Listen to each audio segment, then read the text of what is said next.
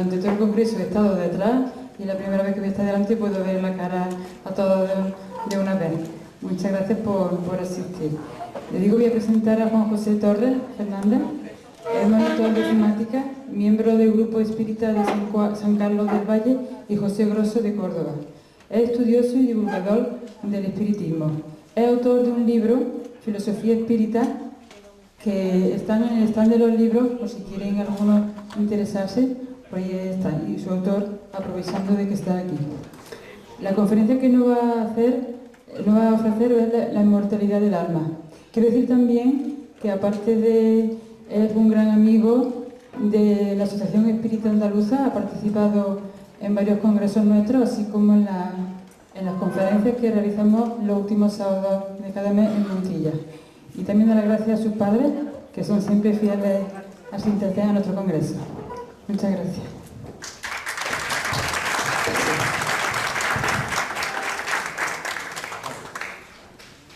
Antes de nada, se nos oye bien, ¿no? Sí. Bueno, en primer lugar, como siempre hago, quiero agradecer de todo corazón a la Asociación Espírita Andaluza por la oportunidad que nos ha dado en esta mañana de compartir este congreso aquí en esta ciudad de Córdoba. Agradecerles porque desde que están realizando estos congresos siempre me han tenido presente, siempre han contado conmigo. Yo creo que también es un deber nuestro agradecer por el trabajo que están haciendo, por el trabajo de divulgación, por el trabajo de entrega, por el trabajo de interés que tienen en nuestra doctrina espírita. El tema que vamos a abordar es un tema que ya se ha ido abordando a lo largo de todo el Congreso. A lo largo de todo el Congreso hemos ido viendo diferentes exposiciones donde se ha tenido en cuenta la inmortalidad del alma. Es lógico que en un congreso espírita el tema o uno de los temas principales sea precisamente este. Y con esta exposición vamos a intentar repetir algunas cosas que ya se han visto a lo largo de este congreso y también ir viendo algunos nuevos aportes, algunos nuevos conceptos en cuanto a la realidad de la inmortalidad del alma. Vamos a empezar definiendo conceptos. Vamos a empezar respondiendo a la pregunta ¿qué es el alma? Utilizo la palabra alma en la definición occidental, en la definición que nuestra cultura nos ofrece. Una de las definiciones que encontramos, no vamos a ver todas porque la palabra alma es una palabra polisémica, es una palabra que tiene muchos significados, y a nosotros nos interesa principalmente aquellos que estén relacionados con el concepto de alma humana. Entonces, una de las definiciones es la siguiente. El alma sería la parte espiritual e inmortal del hombre que es capaz de pensar, de entender, de querer, de sentir y que junto con el cuerpo constituye su esencia humana.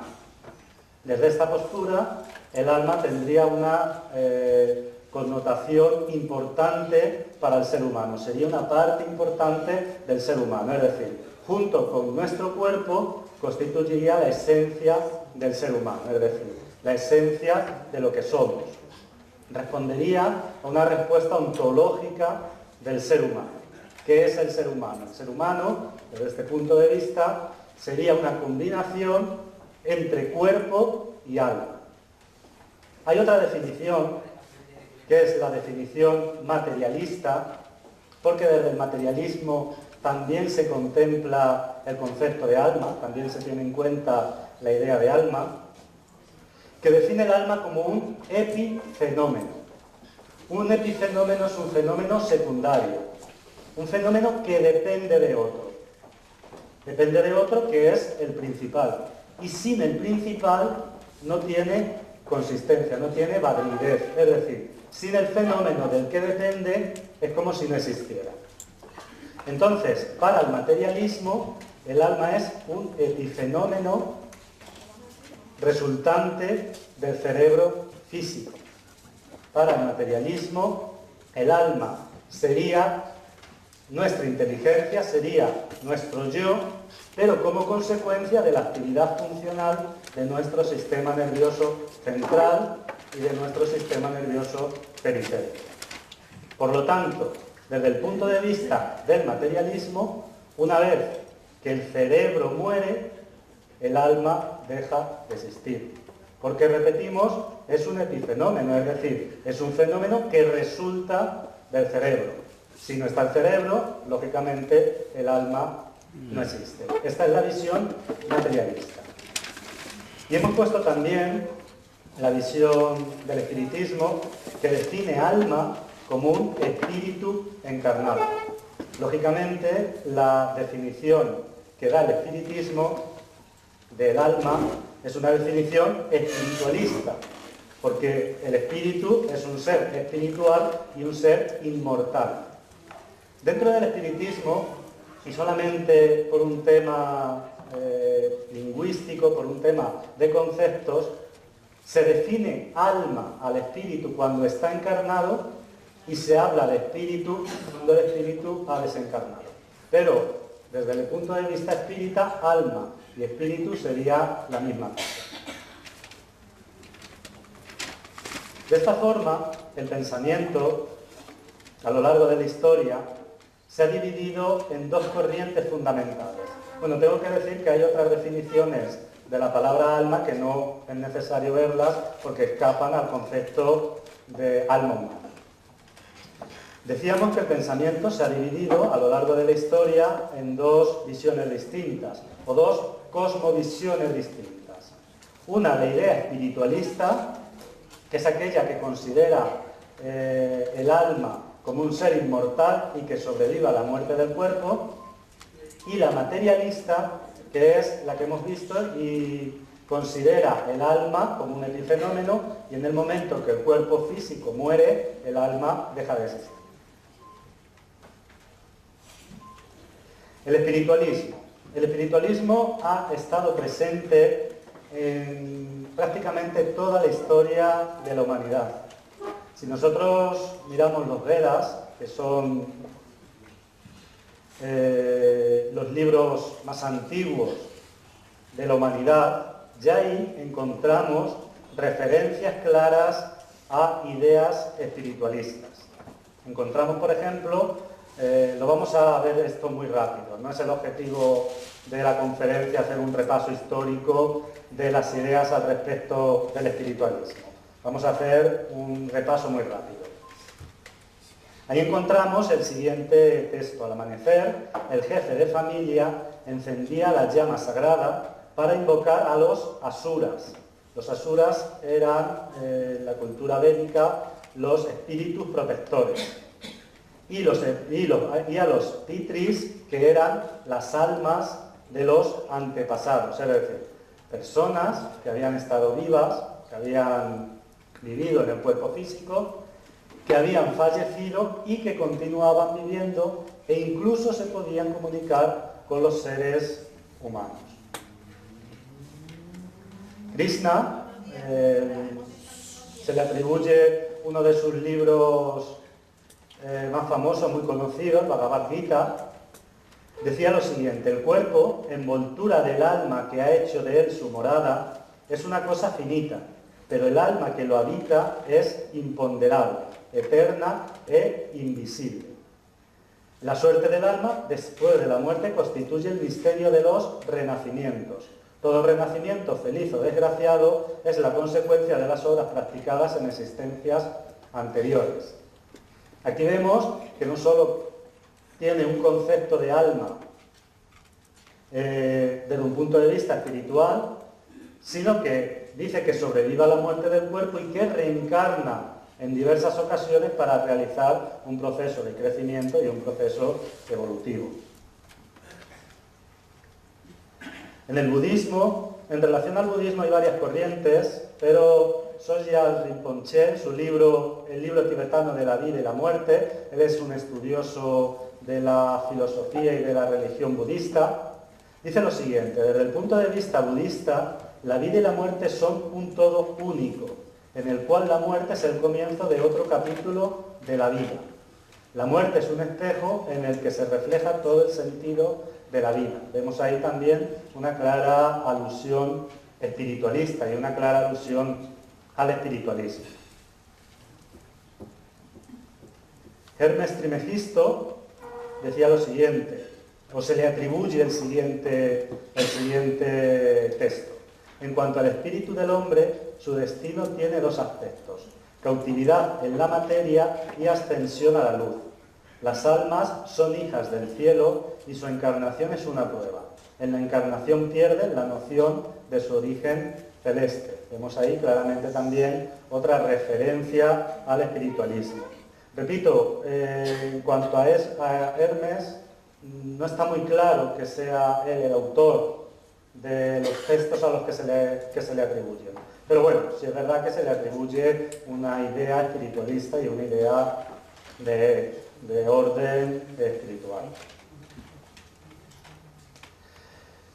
En la filosofía griega encontramos tres clásicos muy importantes que son Pitágoras, Sócrates y Platón, cuyas referencias filosóficas referentes al espiritualismo son bastante claras y bastante evidentes. No me voy a detener porque, repito, la finalidad de esta exposición no es hacer un repaso histórico. Estamos simplemente dando algunas pinceladas para ubicar el espiritualismo en su contexto histórico.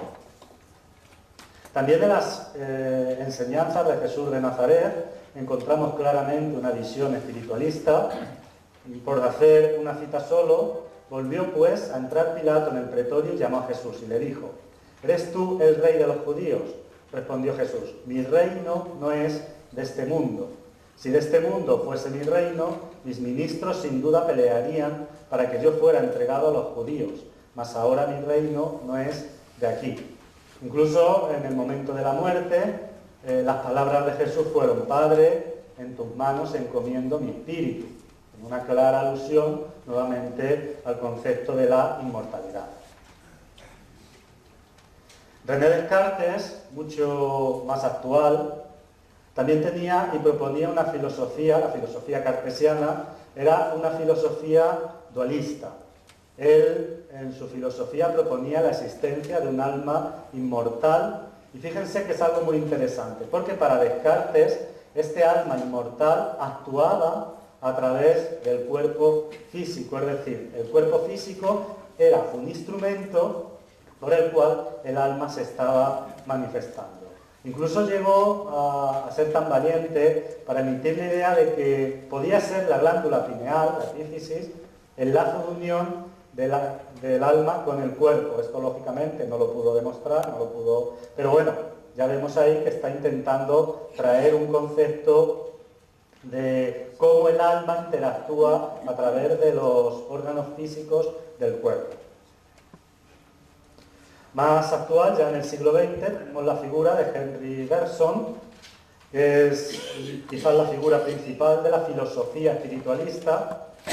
Él ha intentado volver a poner dentro de un contexto actualizado, es decir, con un lenguaje actualizado, con un lenguaje propio del siglo XX, las ideas principales en las que se movía la filosofía espiritualista. Entonces, ideas como libertad, libre albedrío, el alma, la moralidad, la finalidad de la vida, eran presentadas desde un punto de vista espiritualista y con un lenguaje contextualizado para la época y el tiempo en el que estaban viviendo.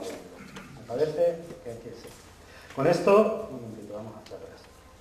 Con esto hemos podido ver, porque no es el objetivo, repito, entrar y profundizar en esta historia del espiritualismo, pero con esto hemos podido ver cómo a lo largo de la historia la idea espiritualista ha estado presente en las diversas épocas de la humanidad. Vamos a hacer lo mismo con el materialismo, porque también las ideas materialistas han hecho parte de la historia de la humanidad. Quizás uno de los primeros materialistas, por lo menos de los primeros materialistas reconocidos en la historia de la humanidad, ha sido Tales de Mileto. Él es considerado por muchos como el primer filósofo de Occidente ya que se considera que fue el primero en buscar una visión naturalista y racionalista del mundo.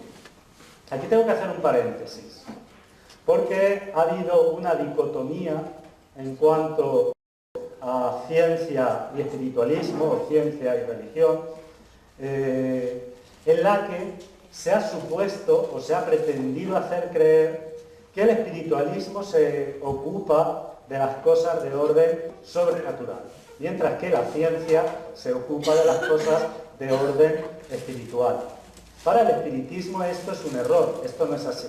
Para el espiritismo todo lo que existe, ya sea en el campo del espíritu o en el campo de la materia, es real y por lo tanto es natural.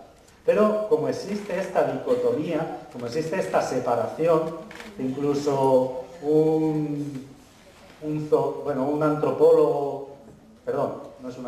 paleontólogo estadounidense, Stephen Jay Gould, creó un concepto, el concepto NOMA, y este concepto lo que hace es diferenciar y separar radicalmente cualquier cuestión relacionada con la espiritualidad y cualquier cuestión relacionada con la ciencia, etc.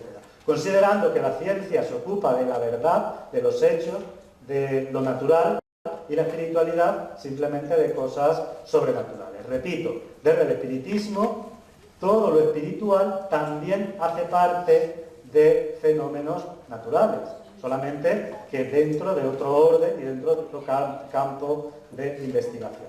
Pero a Tales de Mileto se le considera como el primer filósofo de Occidente porque ya intentó en su época buscar una visión naturalista y racionalista del mundo. Para él, el agua era el origen primero de todo, sin necesidad de considerar la idea de un Dios inmortal. Es decir, él consideraba que todo había surgido de forma natural, digo natural entre comillas, por el agua.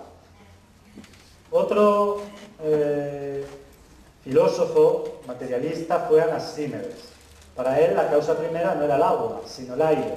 El aire era el que daba vida y el efecto y el que creaba todo y había creado todo lo existente. El aire, cuando entraba en movimiento, tenía la posibilidad de organizar las partículas, de organizar los átomos, de organizar las moléculas. Muy conocido, Demócrito, quizás el desarrollo más amplio de la doctrina materialista en la antigua Grecia se debe a él. Él propuso la teoría atomista de la estructura de la materia. Según él, la materia, el mundo, todo lo existente, estaba constituido por átomos. Estos átomos se movían en el vacío y cuando interactuaban unos con otros, estos átomos creaban el mundo, creaban las rocas, creaban los cuerpos animados, los seres humanos, etc. Para él no hacía falta tampoco la presencia de un Dios creador ni la existencia de un alma. Y por eso formula la idea de que el alma también estaba constituida de átomos, era, como hemos dicho, un epifenómeno y que al morir el cuerpo el alma desaparecía. Era otra visión materialista. En la Edad Media el materialismo tiene muy poca vigencia, porque en la Edad Media el mundo estaba dominado absolutamente por la religión. Entonces la religión impuso lo que posteriormente se vino a llamar como la filosofía escolástica. Era una filosofía espiritualista, una filosofía de tendencia dogmática que no permitía la existencia de opiniones materialistas. Fue más adelante cuando, por ejemplo, Giordano Bruno, un gran pensador, un gran científico, por hacer incluso públicas sus ideas y por hacer públicas su concepto materialista, fue quemado en la hoguera por la Inquisición. Él también pensaba que la materia era la madre y generadora de todas las cosas y que ella era capaz de producir infinitamente formas nuevas. Vamos a terminar aquí, repito, el objetivo. En primer lugar, no es un tema en el que yo me sienta especialmente cómodo. Y en segundo lugar, no es el objetivo de esta exposición hacer un repaso histórico tanto del espiritualismo como del materialismo. Actualmente, el debate entre espiritualismo y materialismo sigue dentro del campo de la filosofía y dentro del campo de la religión. Actualmente, dentro del campo de la filosofía, está la filosofía, las corrientes filosóficas que abogan por el materialismo y están las corrientes filosóficas que abogan por el espiritualismo. Sin embargo, en cuanto a la ciencia, que últimamente se está instaurando como el modelo más fiable para el conocimiento de la verdad, y es así como se entiende socialmente, pero en cuanto a la ciencia, parece haber un decantamiento hacia la visión materialista del alma. Para la ciencia, el alma, me refiero a la ciencia oficial, el alma es un epifenómeno. Y es así como se presenta en los medios científicos. Vamos a hacer también un repaso, un rápido análisis, cómo se ha llegado a estas conclusiones.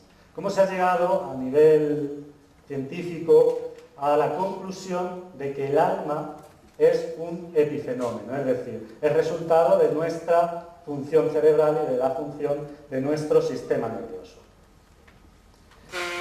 Quizás todo empiece en él. Él es Thomas Willis. Es una figura esencial dentro de la historia de la anatomía, de la neurología, de la medicina, de la fisiología.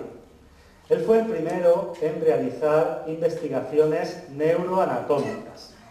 Él fue el primero en hacer un mapa, un modelo de nuestro encéfalo, de nuestro sistema nervioso central, y sus trabajos eran totalmente funcionalistas. Consideraba que el pensamiento, que todas las funciones intelectuales eran resultado de una función interna del cerebro. Incluso consiguió hacer una cartografía cerebral muy parecida a la que tenemos en la época actual. Fue un gran hombre y se decantó y defendió las ideas materialistas. Para él todas las funciones cognitivas y del pensamiento estaban causadas por la función cerebral. De todas formas, él no consiguió demostrar que esto era así.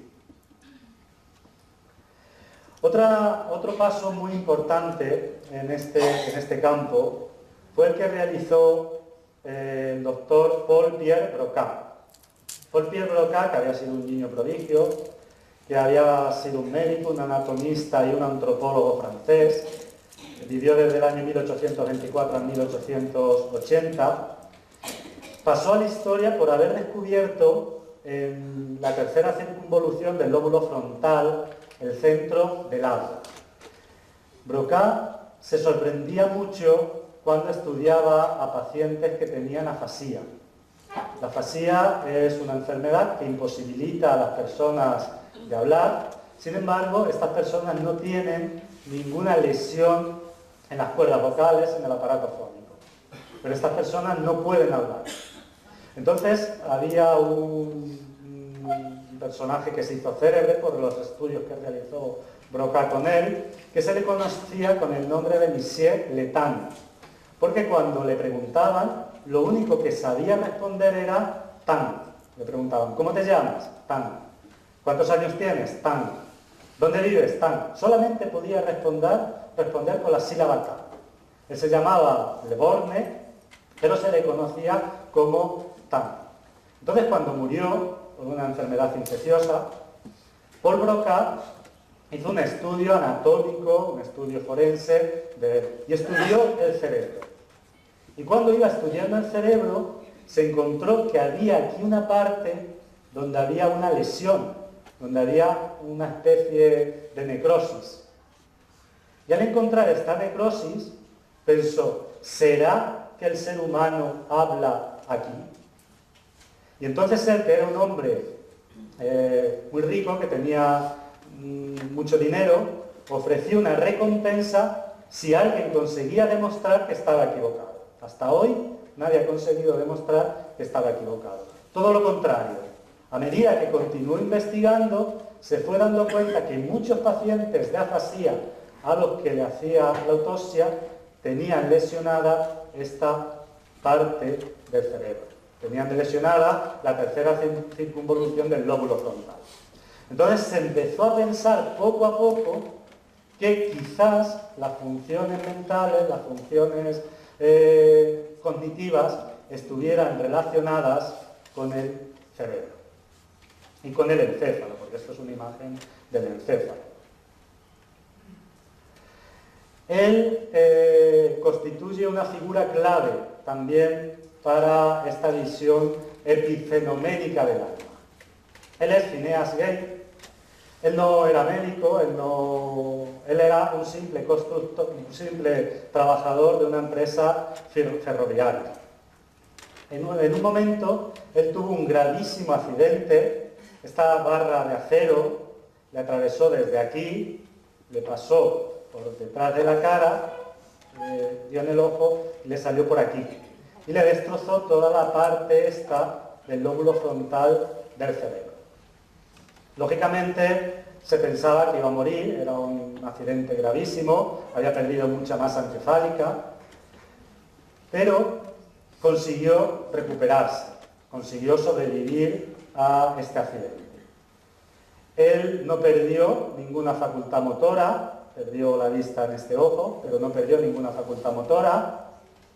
Sus facultades intelectuales estaban también aparentemente intactas, pero sufrió un cambio muy importante a nivel de personalidad. Como diríamos, no sabía callarse. Entonces, él, que era una persona de un comportamiento normal, de un comportamiento correcto, después del accidente se convirtió en una persona muy extrovertida, una persona que cuando alguien le decía algo respondía constantemente. Entonces, su personalidad cambió sustancialmente. Cuando esto llega al mundo de la medicina, se escribió un trabajo, bueno, el informe médico sobre él se convirtió en una monografía, se publicó. Esto refuerza y reforzó la idea de que el alma realmente era un epifenómeno, es decir, si una lesión en una parte del cerebro produce un cambio de la personalidad, es porque la personalidad está producida en este cerebro, está producida en el sistema nervioso. Jean-Martin Charcot también descubrió el origen de diversas enfermedades psicomotrices que en aquella época se pensaban, un poco antes de él, se pensaban que quizás estuviesen relacionadas con los órganos que las padecían, pero él descubrió que estas enfermedades psicomotrices estaban relacionadas con el sistema nervioso, estaban relacionadas con el encéfalo, con el cerebro, y por lo tanto refuerza nuevamente más la idea de que el cerebro es quien controla toda la parte mental, toda la parte cognitiva del ser humano, y no solo eso, sino además las funciones psicomotrices del ser humano. Él fue el creador de la neurología moderna, o uno de los creadores de la neurología moderna. ¿Y actualmente cómo estamos? Actualmente las ideas pioneras de Charcot, de Rocard, etcétera, de Thomas Willis, siguen estando vigentes. Y ya no solo siguen estando vigentes, sino que son un hecho. Son realidad, son una realidad. Pero no solo eso. Actualmente, gracias a la tomografía por emisión de positrones, o incluso el TAP, se ha podido demostrar que no solo las enfermedades psicomotrices tienen un componente neurológico, sino que también las emociones y los pensamientos. Es decir, que nuestros pensamientos, nuestras emociones, están íntimamente vinculados a nuestro sistema nervioso, es decir, a nuestro cerebro, a nuestro encéfalo. ¿Y cómo se puede demostrar esto además de las formas que hemos visto? A través de imágenes de nuestro cerebro. Se hacen estudios hemodinámicos de la afluencia de sangre en diversas partes de nuestro cerebro. Y se puede verificar qué zonas cerebrales tienen más actividad o menos actividad, si estamos escuchando música, si estamos jugando al ajedrez, si estamos realizando un cálculo matemático. Entonces, a medida que nosotros hacemos ciertas actividades que requieren una actividad intelectual, una actividad cognitiva, nos damos cuenta que hay ciertas partes de nuestro cerebro, de nuestro encéfalo, que se activan, que se tienen más actividad, otras y otras menos. Y esto permite el concepto actual de las localizaciones cerebrales. Hoy se sabe en qué parte del cerebro se registra, por ejemplo, funciones de memoria, qué parte del cerebro se registran funciones audiovisuales, qué parte del cerebro se registran funciones de todo tipo, ¿no? Por lo tanto, todo parece indicar, desde un punto de vista científico, que el alma es un epifenómeno, es decir, es un fenómeno producido por el cerebro físico. ¿Qué conclusión o a qué conclusión se llega desde un punto de vista científico? Me parece que lo vais a conocer. Él es Eduardo Punset. Actualmente es el periodista, es el investigador que se dedica con más digamos, profusión mediática a la divulgación de temas científicos. Y él ha escrito un libro, que es este de aquí, que se titula El alma está en el cerebro. En este libro, él lo que viene a expresar son las últimas investigaciones en materia de neurología, de neuroanatomía. Y es un libro que es muy interesante, es un libro que merece la pena leer, por lo menos desde una visión espiritualista. Porque es un libro muy paradójico, porque es un libro que contradice el contenido, contradice el título y la finalidad para la cual se ha escrito. Yo me leí el libro y cuando lo terminé, como espiritista que soy, terminé muy contento. Porque en todo el libro está intentando demostrar que el alma está en el cerebro, todas las investigaciones de las que he hablado y muchísimas más están en este libro, pero luego habla, y a lo largo del libro está hablando constantemente, y fíjense, nosotros, el yo, podemos modificar el cerebro. Es decir, si yo tengo una tendencia por mi sistema nervioso hacia algo, yo voluntariamente puedo modificar esta tendencia. Ahora bien, estamos creando una contradicción científica. Si el pensamiento es un epifenómeno, científicamente nunca un epifenómeno puede modificar el fenómeno que lo produce. Para que un fenómeno pueda modificar el fenómeno que lo produce, debe ser independiente de él, debe actuar desde fuera. Entonces, si la conclusión del libro es que nosotros podemos modificar nuestro cerebro, es que nosotros somos independientes de nuestro cerebro desde un punto de vista científico, desde un punto de vista epifenómeno, de un epifenómeno. Nunca un epifenómeno puede modificar el fenómeno del que surge. Y esto es algo incontestable. Por lo tanto, este esfuerzo constante del materialismo en demostrar que el alma pertenece del cerebro, al afirmar que el alma puede modificar el cerebro, pierde su base. Él es, voy a hablar muy rápidamente de él, es Richard Dawkins, no sé si lo conocen algunos, es quizás la persona más comprometida con el ateísmo y con el materialismo del mundo. Él es biólogo, zoólogo. Él ha dejado la biología, él ha dejado su profesión y se dedica a dar conferencias en contra del espiritualismo, en contra del teísmo. Él dice lo siguiente. Él ha escrito varios libros, dos de los más interesantes son El gen egoísta y El relojero ciego. Él dice lo siguiente: la vida es resultado del azar.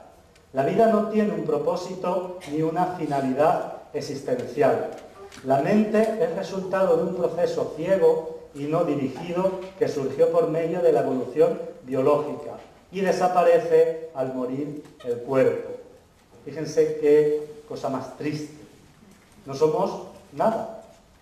Somos simplemente el resultado del azar, de la casualidad. Esto destituye de cualquier dignidad al ser humano. Y esta es la opinión fundamental de uno de los más claros exponentes de la ciencia en la actualidad. Ahora bien, ¿tiene base real esta afirmación?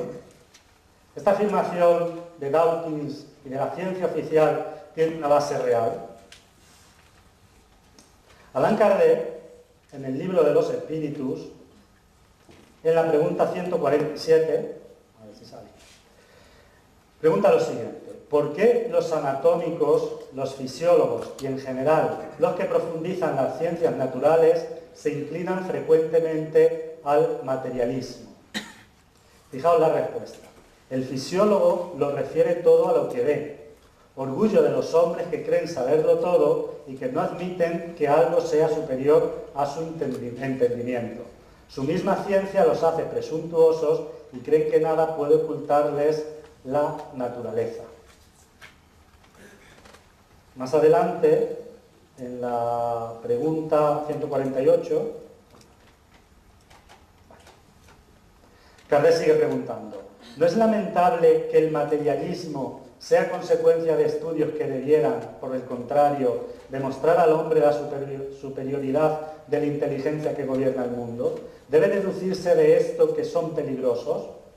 Y los espíritus responden: no es verdad que el materialismo sea consecuencia de esos estudios, sino que el hombre deduce de ellos consecuencias falsas. Fijaos la sabiduría de los espíritus y de Kardec, que ya en aquella época se dieron cuenta de esto.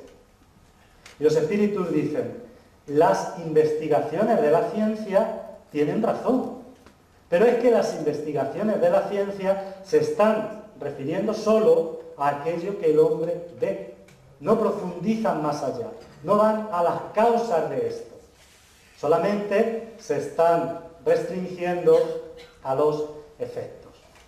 Es, por lo tanto, una respuesta muy interesante. Ayer Emilio Carrillo hablaba del coche y del conductor, ¿no?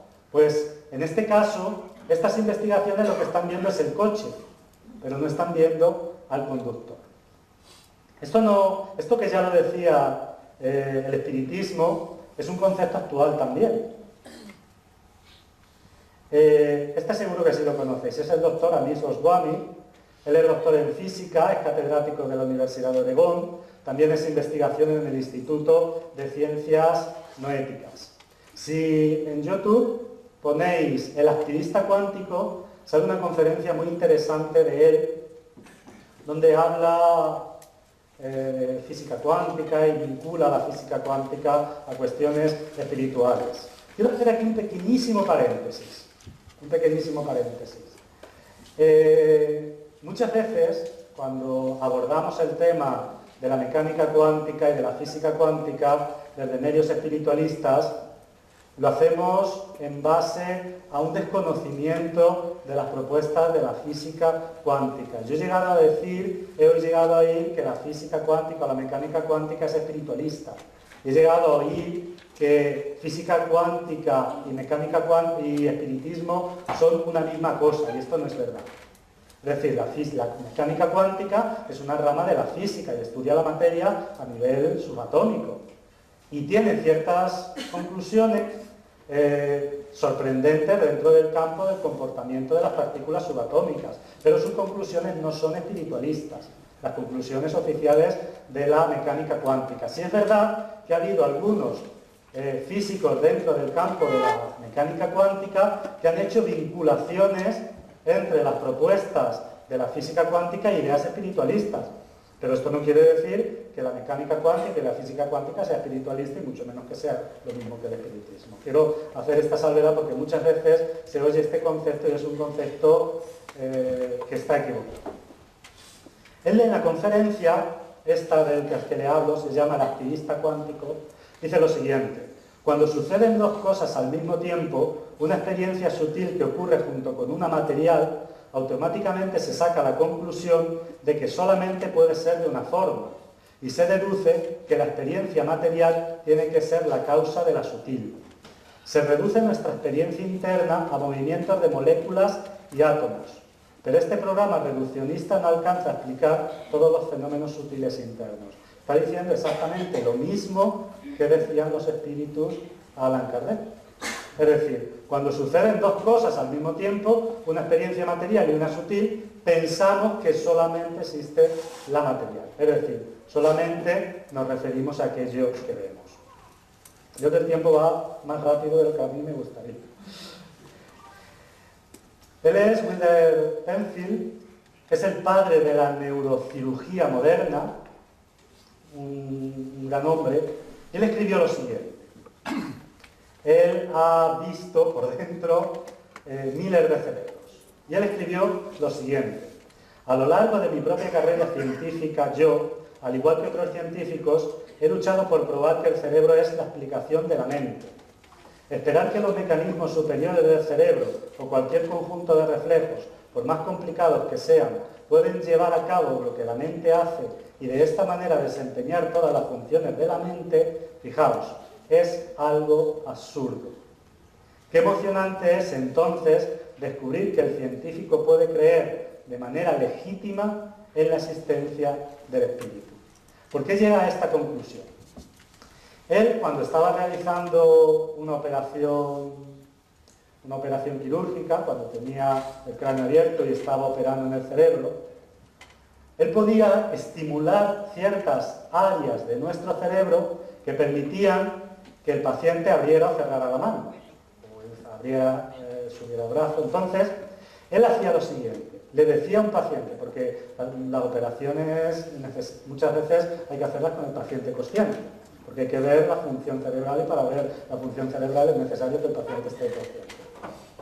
Entonces le decía al paciente, voy a estimular tu cerebro para que abra y cierre la mano, para que realice este movimiento, pero quiero que tú te opongas a este movimiento. Entonces él estimulaba el cerebro para que el paciente abriera y cerrara la mano, pero el paciente también podía oponerse a abrir y cerrar la mano, y había una lucha entre el estímulo del doctor y la voluntad del paciente. Y entonces él dice, yo no estoy modificando la inteligencia y la voluntad del paciente, yo simplemente estoy enviando un impulso eléctrico. El paciente, independientemente de lo que yo haga en el cerebro, mantiene su voluntad, mantiene su conciencia. Entonces no puede ser la conciencia resultante del cerebro. Y esto es algo totalmente lógico. Lo que están haciendo es modificar estímulos eléctricos que el cerebro produce, pero no modifican en ningún momento la voluntad y el pensamiento del paciente. Y él, que fue materialista, después de realizar miles de operaciones, se convierte en una persona profundamente espiritualista. Y él afirma que se puede demostrar la existencia del espíritu a través de la ciencia desde un punto de vista científico. Esto ya estaba explicado en el espiritismo. En la pregunta 344 del libro de los espíritus, Allan Kardec pregunta, ¿en qué momento se une el alma al cuerpo? Y los espíritus dicen, en el momento de la concepción, pero no es completa hasta el momento del nacimiento. Y para ampliar este concepto, el espiritismo propone la idea del periespíritu, que es el lazo que une el alma al cuerpo y que sirve de intermediario entre uno y otro. Voy a ir muy rápido aquí. ¿Qué sucede? El espiritismo nos dice que nosotros estamos constituidos de un espíritu, que lo simbolizo aquí en este círculo central, un periespíritu, que sería este, y el cuerpo físico, ¿no? Cuando el espíritu piensa algo, esto, que es un pensamiento espiritual, impregna de alguna forma al periespíritu. Y el perispíritu, que es un cuerpo energético, vibra en una determinada frecuencia. Y el perispíritu transfiere para el cuerpo físico el pensamiento del espíritu. El cuerpo físico, a través del nivel del sistema nervioso, capta esta idea y la hace patente para el mundo objetivo. ¿Qué sucede a la inversa? Cuando nosotros sentimos un estímulo, oímos algo, nos dicen algo. En este caso es el cuerpo físico a través del sistema nervioso el que registra el estímulo, lo pasa al periespíritu y el periespíritu lo transfiere para el cuerpo físico. Entonces, si hay una lesión del sistema nervioso central y del sistema nervioso periférico en el cuerpo físico, cuando el espíritu está transfiriendo ese contenido, el cuerpo físico, el cerebro, no tiene las condiciones para registrar aquello que el espíritu está transmitiendo. Es como si yo me pongo a escribir con un ordenador en un teclado en el que le faltan teclas, en el que le faltan letras. ¿Qué sucede? Yo tendré la idea clara, pero como faltan letras, la idea no va a quedar clara, no se va a ver clara. Entonces es lo que sucede cuando se lesiona nuestro cerebro físico. Cuando se lesiona, el espíritu, aunque tenga la idea clara, no puede transmitirla al mundo consciente, al mundo de la consciencia física. Y también se produce el efecto contrario. Cuando nosotros tenemos un estímulo, como el cerebro físico tiene un daño, lo que el cerebro físico ha registrado y ha interpretado es incorrecto y está mandando una información incorrecta a nuestro espíritu. Y por lo tanto la respuesta del espíritu tampoco puede ser coherente. Entonces tenemos estas dos cuestiones. Tenemos que por un lado el espíritu no puede transmitir coherentemente y correctamente aquello que quiere a través del cuerpo físico, y por otro lado que lo que recibe el espíritu a través del cuerpo físico no es aquello que se corresponde con la realidad de los estímulos que está percibiendo. Por esto es que cualquier lesión en el sistema nervioso central tiene un componente, tiene un deterioro en nuestra actividad intelectual, en nuestra actividad emotiva, en nuestra actividad inteligente. Pero no es que la inteligencia sea del cerebro, es que como el cerebro está dañado, no puede transmitir aquello que le está llegando. Este ejemplo lo voy a explicar muy rápidamente porque prácticamente ya lo he dicho. Él es Vladimir Horowitz, no sé si se pronuncia así. Él está considerado uno de los 10 mejores pianistas que ha habido. Y vamos a suponer que nosotros tenemos un piano que va a ser tocado por él. Pero nosotros no lo vemos a él. Nosotros no tenemos forma de ver al pianista. Y oímos solamente el piano y vemos cómo se mueven las teclas. Entonces, si el piano está perfectamente afinado, ¿qué sucede? Que él empezará a tocar y a nosotros nos llegará la melodía sin ningún tipo de deficiencia. Ahora, si nosotros modificamos algunas teclas del piano, cambiamos unas teclas por otras y él empieza a tocar, esa melodía llegará distorsionada. Y si nosotros quitamos alguna de estas teclas, alguna de estas notas, y él sigue tocando, la melodía llegará más distorsionada aún. Y llegará un momento que no se parecerá en nada la melodía a la partitura que está tocando. De esto, es decir, si dañamos el piano, se resiente la melodía, ¿no?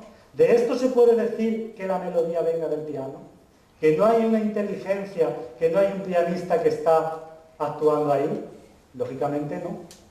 Es simplemente que el instrumento que está utilizando el pianista no está en condiciones y por lo tanto no puede expresar aquello que está sintiendo. Pues es lo mismo que sucede cuando dañamos el sistema nervioso y el cerebro. Por lo tanto, llegamos a la conclusión que los descubrimientos de la neurología no niegan la presencia del alma. Ellos son válidos, ellos son muy importantes para la salud del ser humano, pero no niegan la presencia del alma como ser inmortal y como ser espiritual.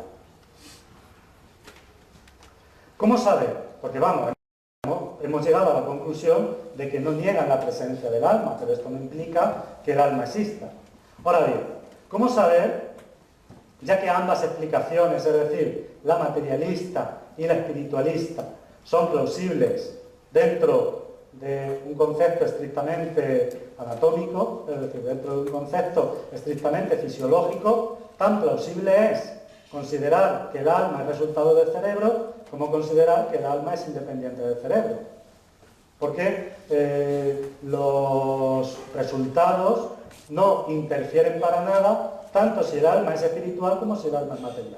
Ahora bien, de las dos explicaciones, de la explicación espiritualista o de la explicación materialista, ¿cuál de las dos es real? O por lo menos, ¿cuál de las dos tiene más posibilidades de ser real? Hay un axioma que dice que entre dos hipótesis o dos teorías, bueno, mejor entre dos hipótesis, la más cercana a la verdad es la que mejor explica todos los fenómenos que estudia. Esto es lógico. Ayer también hablaba Mauro de la doctrina geocéntrica, la idea geocéntrica del universo, de Ptolomeo, y cómo luego fue sustituida por la idea heliocéntrica de Copérnico. ¿Por qué fue sustituida una idea por otra?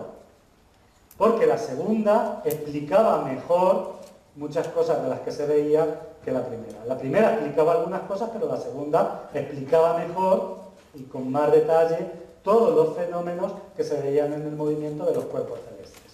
Pues en relación al ser humano, entre dos ideas, la que más posibilidades tiene de ser real o de ser más cierta es aquella que mejor explica todos los fenómenos vinculados al ser humano.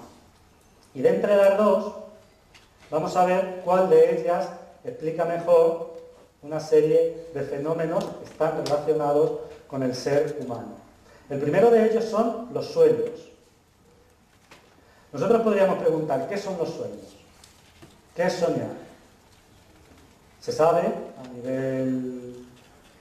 a nivel fisiológico que cuando nosotros nos dormimos el cerebro no deja de funcionar, el cerebro no se apaga, como antes se pensaba.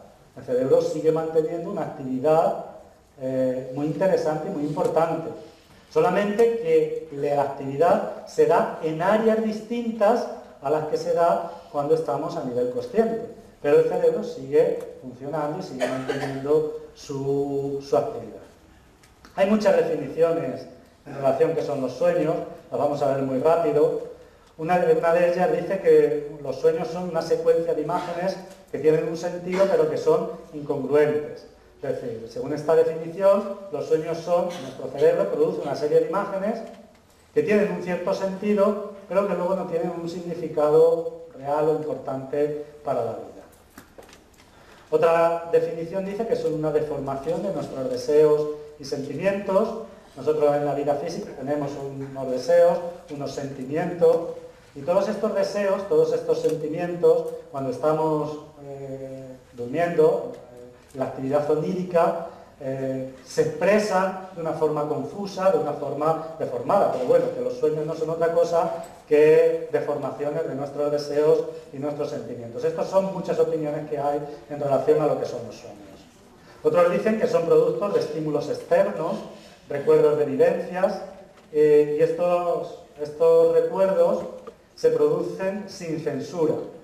Nosotros muchas veces a lo largo de nuestra vida, cosas que hemos vivido, cosas que hemos experimentado, las censuramos y no las traemos a nuestra parte consciente, a nuestra conciencia, pero están en nuestro subconsciente. Entonces, en los sueños lo que sucede es que este subconsciente libera todos estos contenidos reprimidos, todos estos contenidos censurados. Es otra definición de los sueños. Otra definición es que el cerebro funciona mientras dormimos, es lo que hemos hablado, sobre todo el sistema límbico, que es el que se encarga del tema de las emociones.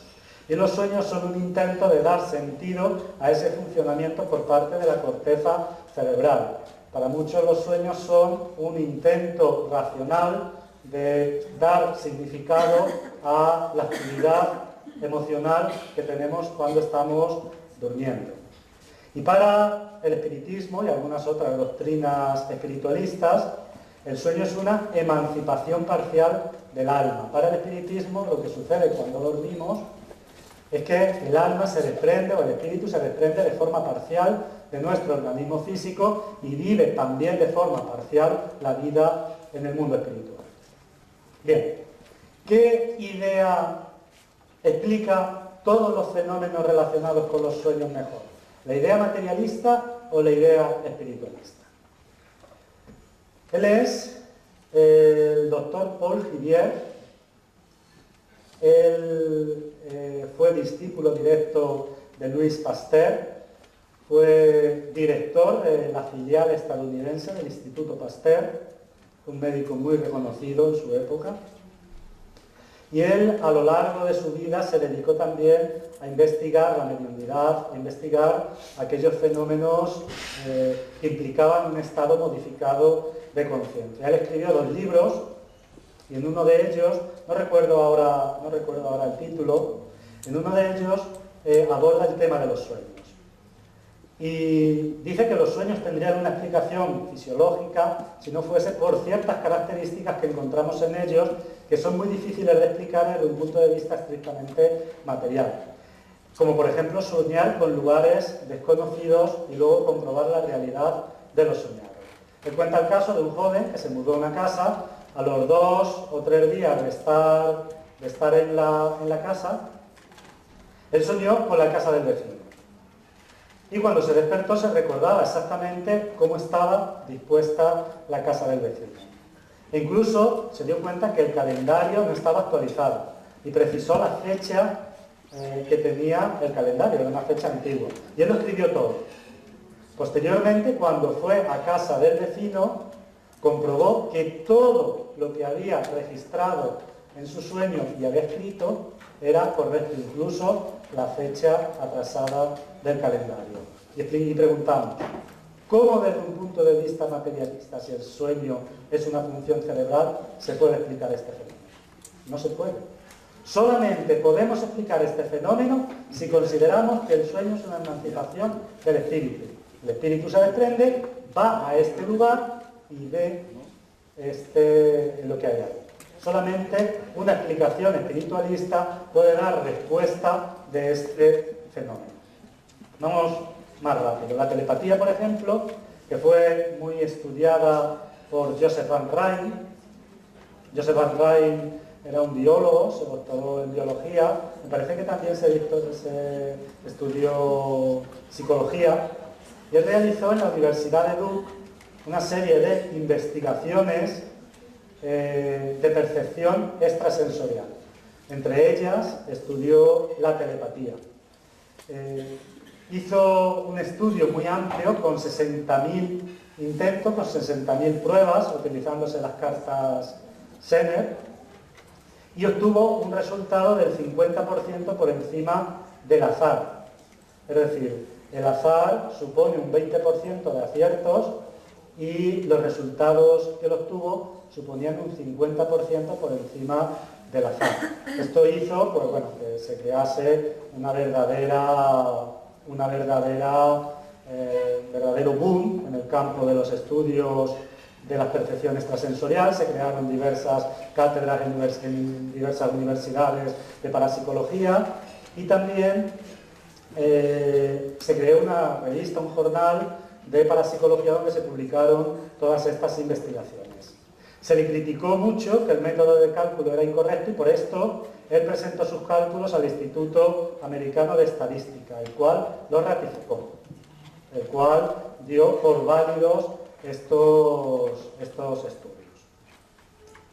Él estudió a un alumno de 1850 ensayos, el azar daría que debería aceptar 370 y los resultados fueron 558. Bueno, también las experiencias cercanas a la muerte son una forma de confirmar que el alma es independiente del cuerpo físico. No vamos a detenernos en esto. Hay una serie de características que se dan, son típicas de este fenómeno. Los niños prodigio, también se habló ayer en la conferencia que dio David sobre pruebas científicas de la reencarnación. Aquí tenemos uno, por ejemplo, empezó a hablar a los 6 meses, y aquí lo vemos resolviendo un cálculo diferencial con apenas 5 años. Este niño no había aprendido, ya sabía.